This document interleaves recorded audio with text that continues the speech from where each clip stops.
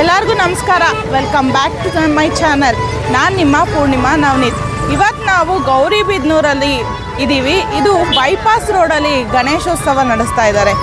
So ವಿವಿಧವಾದಂಥ ಗಣೇಶಗಳನ್ನ ನೋಡಿದ್ವಿ. ಅನಂತಪುರದ ಗಣೇಶ ಆಯಿತು. ಗೌರಿಬಿದನೂರಿನ bypass Ganesha ಕೂಡ ತುಂಬ ವಿಶೇಷವಾಗಿದೆ.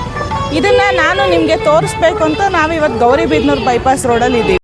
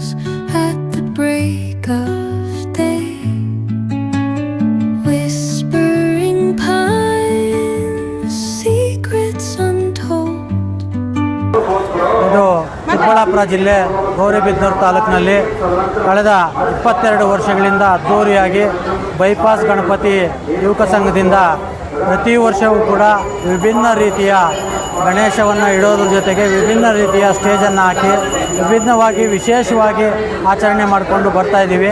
21 ವರ್ಷ ತುಂಬಿ 22ನೇ ವರ್ಷದ ಒಂದು ಗಣಪತಿಯನ್ನು ಈ ವರ್ಷ ಪ್ರತಿಷ್ಠಾಪನೆ ಮಾಡಿದ್ದೀವಿ.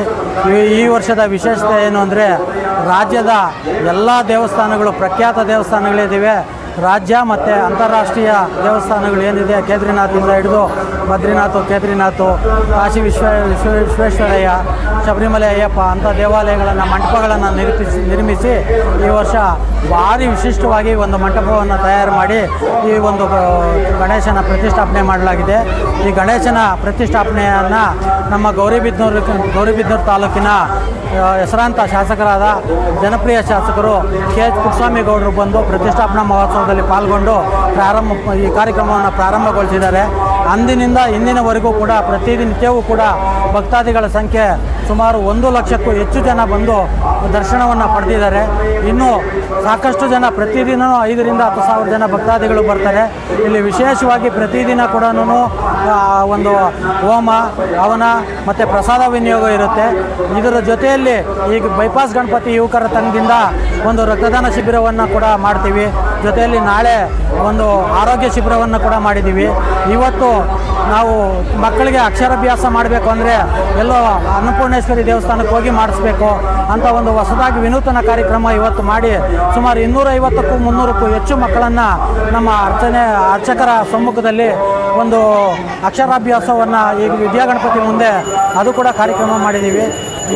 ಈ ತಿಂಗಳು 14ನೇ ತಾರೀಕು ಭಾನುವಾರ ಗಂಗಾ ವಿಲೀನ ಕಾರ್ಯಕ್ರಮ ಇರುತ್ತೆ. ಆವತ್ತು ಅದ್ದೂರಿ ಡೋಳು ಕುಣಿತ, ವಿಶೇಷ ಪಟಾಕಿಗಳೊಂದಿಗೆ, ಕಲಾ ತಂಡಗಳೊಂದಿಗೆ ರಾಜ್ಯದ ನಾನಾ ಮೂಲೆಗಳಿಂದ ಆಗಮಿಸಿ ಆವತ್ತಿನ ದಿವಸ ಸುಮಾರು 1 ಲಕ್ಷಕ್ಕೂ ಹೆಚ್ಚು ಜನ ಸೇರಿ ಗಂಗಾ ವಿಲೀನ ಕಾರ್ಯಕ್ರಮವನ್ನು ಮಾಡ್ತೀವಿ. ಹೀಗಾಗಿ ಎಲ್ಲ ಸಮಸ್ತ ನಾಡಿನ ಜನತೆ ಎಲ್ಲರೂ ಬಂದು 14ನೇ ತಾರೀಕು ಭಾನುವಾರದ ದಿವಸ ಬೆಳಗ್ಗೆ 11 ಗಂಟೆಗೆ ಸರಿಯಾಗಿ ಗಂಗಾ ವಿಲೀನ ಕಾರ್ಯಕ್ರಮಕ್ಕೆ ತಯಾರಿ ಆಗುತ್ತೆ. ಎಲ್ಲ ಭಕ್ತಾದಿಗಳು ಬಂದು ಆವತ್ತಿನ ದಿವಸ ಈ ಒಂದು ಕಾರ್ಯಕ್ರಮದಲ್ಲಿ ಪಾಲ್ಗೊಂಡು ಈ ಕಾರ್ಯಕ್ರಮವನ್ನು ಯಶಸ್ವಿ ಮಾಡಿ ವಿದ್ಯಾಗಣಪತಿ ಕೃಪೆಗೆ ಪಾತ್ರರಾಗಬೇಕು ಅಂತೇಳಿ ಕೋರ್ಕೊಳ್ತಾ ಇದ್ದೀವಿ.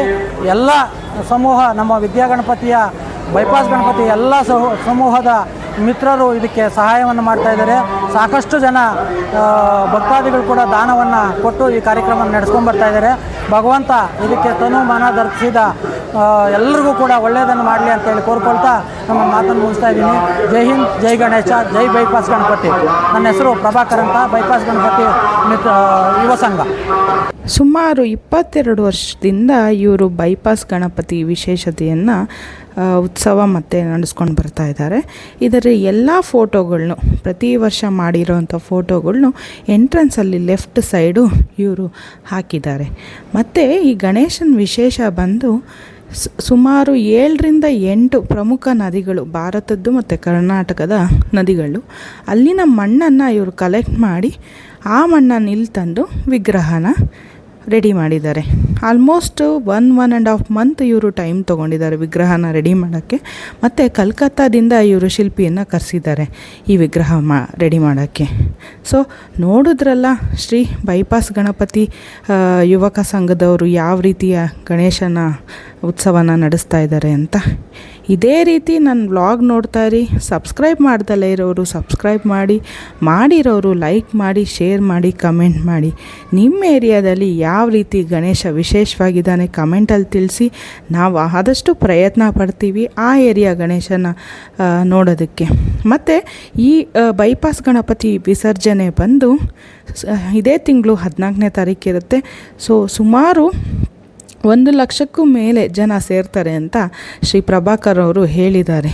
ಸೊ ದಯವಿಟ್ಟು ಯಾರ್ಯಾರು ಹೋಗಬೇಕಂತಿದ್ದಾರೆ ದಯವಿಟ್ಟು ವಿಸಿಟ್ ಮಾಡಿ. Thank you.